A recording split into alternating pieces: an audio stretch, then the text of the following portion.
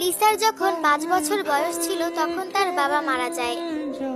থাই citizen হওয়ার কারণে Korean ফ্যানদের কাছ থেকে প্রচুর ঘৃণার শিকার হতে হয়েছে।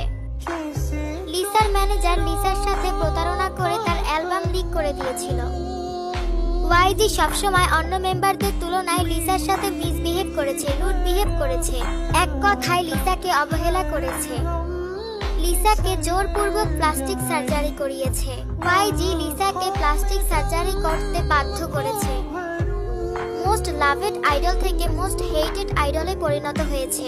সবাই ব্ল্যাকপিঙ্কের অন্য সদস্যদের মেনে নিতে পারলেও লিসাকে মানতে নারাজ। তাই নিজের ব্লিংসরাই তাকে সবার আগে ঘৃণা করতে শুরু করে। তারপর সে নিজের আলাদা ফ্যানডম বানায় আর তার নাম দেয় লিলি।